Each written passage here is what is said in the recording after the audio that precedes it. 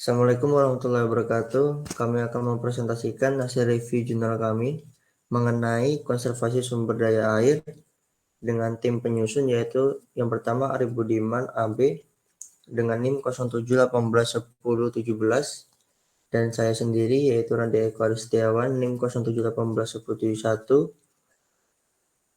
jurusan Teknik Sipil 2018 dengan dosen pembimbing yaitu Rian Beni Sukmara STMT dan dengan mata kuliah pengolahan sumber dan daya air. Next.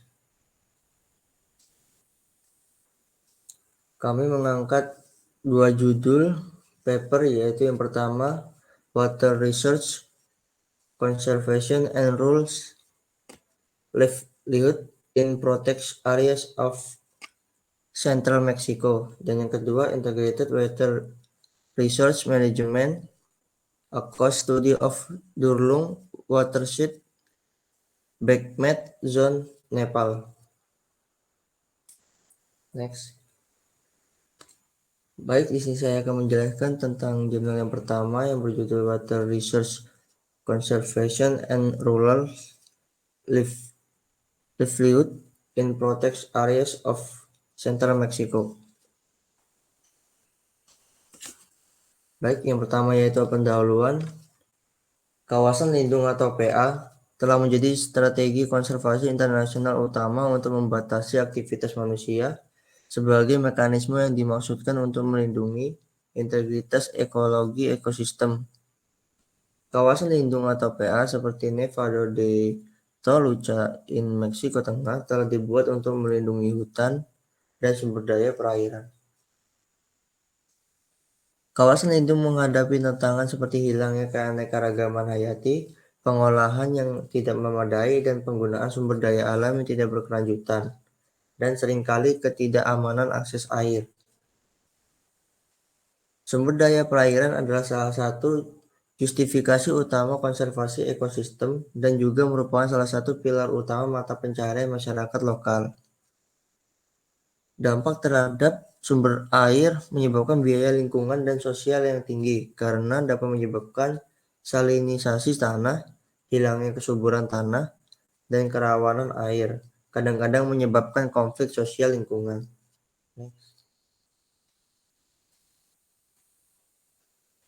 Studi area.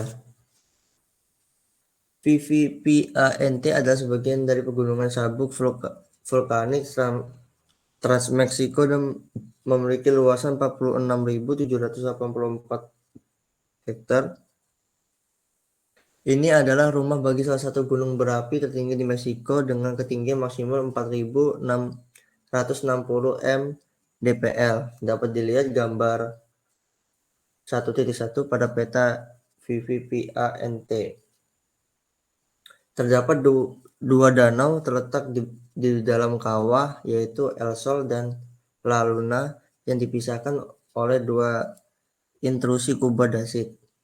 Kawasan lindung ini sangat penting karena limpasan airnya berkontribusi pada pengisian kembali cekungan hidrologi Lerma dan Balsa, yang mana keduanya adalah salah satu yang terbesar di negara ini. Next. Yang selanjutnya yaitu tujuan, yaitu dimana tujuan pada kawasan lindung yaitu untuk melestarikan sumber daya alam, keanekaragaman hayati, dan fungsi ekosistem, termasuk pemeliharaan rezim hidrologi untuk memenuhi kebutuhan air dari populasi yang terus bertambah.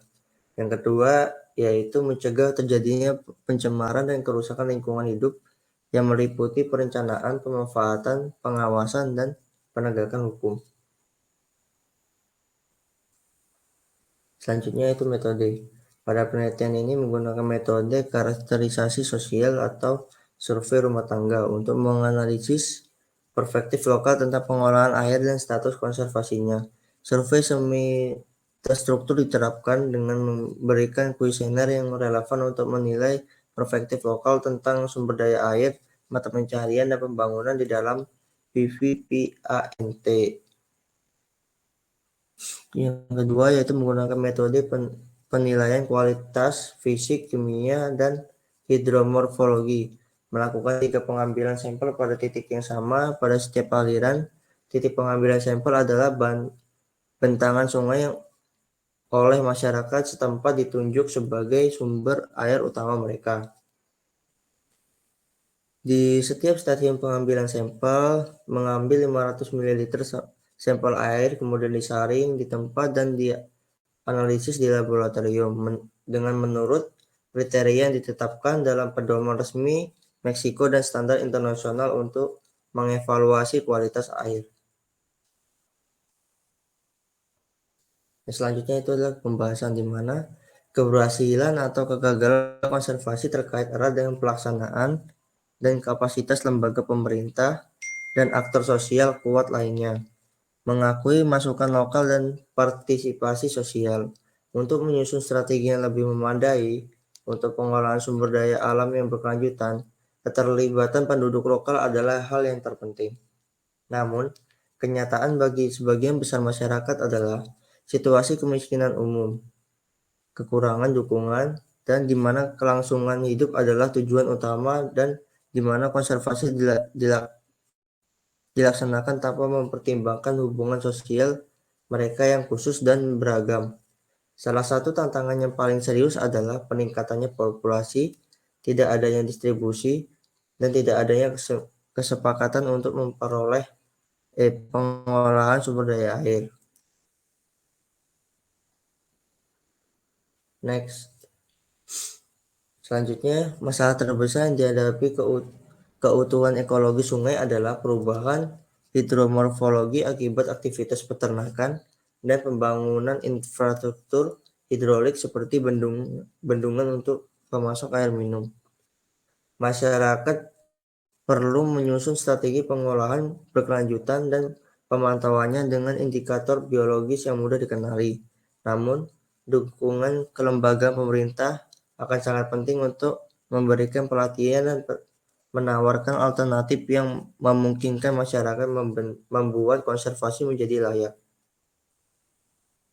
Baik, selanjutnya yang jurnal kedua akan dibahas oleh Saudara Ali Budiman. Dipersilakan.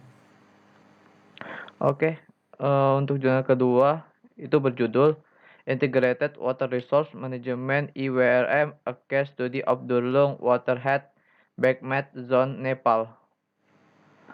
Pertama saya akan membahas pendahuluannya. Air di Nepal adalah sumber daya alam strategis utama yang memiliki potensi untuk pembangunan dan pertumbuhan ekonomi negara, sehingga diperlukan pengolahan air secara maksimal seperti menggunakan konsep IWRM. Di mana IWRM itu kepanjangan dari Integrated Water Resource Management, adalah suatu proses pembangunan dan pengelolaan air multisektor yang berkelanjutan untuk kesejahteraan ekonomi dan sosial yang memaksimalkan secara adil dengan mempertimbangkan ekosistem vital dan lingkungan.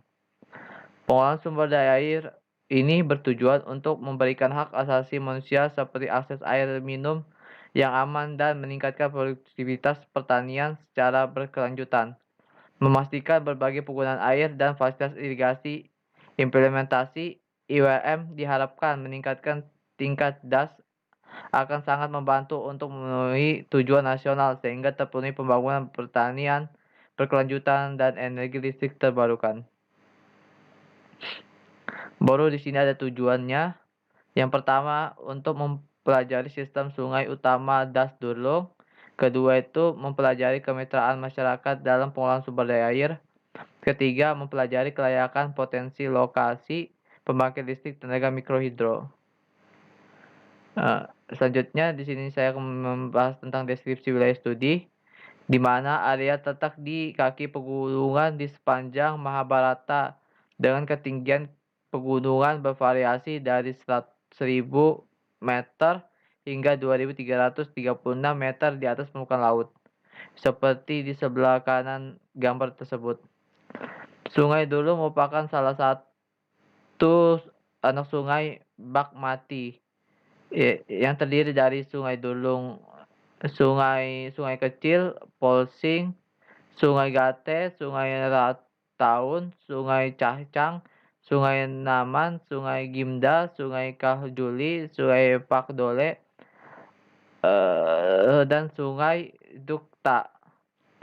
Das Dulung juga terbagi menjadi 9 subcekungan yang relatif homogen berdasarkan prinsip alur alirannya. Baru di sini saya akan membahas tentang materi dan metode pendekatan partisipatif. Di mana pada riset partisipatif itu diikuti secara garis besar dari survei. Survei yang dibuat berdasarkan kuesioner yang dilakukan dengan cara wawancara pribadi maupun diskusi antar kelompok organisasi. Survei pribadi hampir 40% adalah rumah tangga yang meliputi cangkupan di daerah Das Dulung. Bahwa saya akan membahas pengumpulan data hidrologi dan meteorologi. Survei hidrologi terperinci dilakukan dengan berbagai metode seperti menggunakan meteran arus dan area lereng.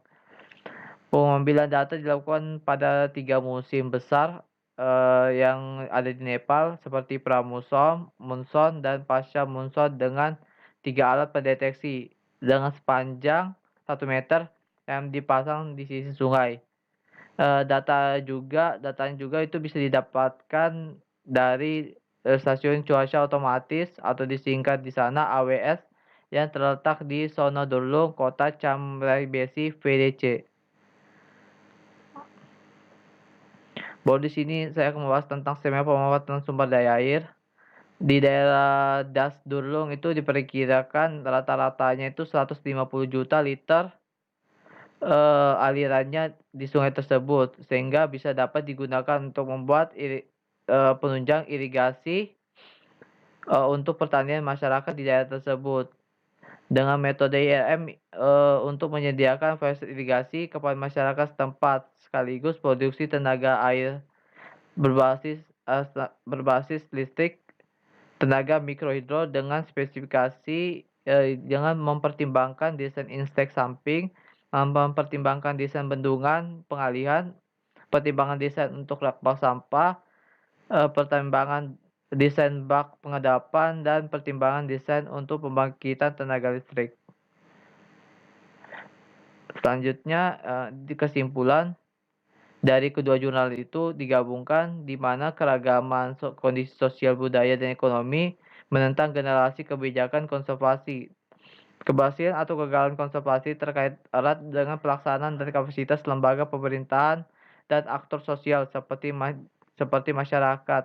Namun kenyataannya sebagian besar masyarakat adalah situasi kurang dukungan, di mana kelangsungan hidup adalah tujuan utama dan di mana konservasi dilaksanakan tanpa mempertimbangkan hubungan sosial dengan alam. Masalah terbesar yang dihadapi keutuhan ekologis sungai adalah perubahan hidromorfologi akibat aktivitas peternakan dan pembangunan infrastruktur hidrolik seperti bendungan untuk pemasukan air minum. Terlepas dari variasi kondisi lingkungan sungai, adalah ruangan bagi masyarakat untuk menyusun strategi pengelolaan berkelanjutan dan memantaunya dengan indikator biologis yang mudah dikenali.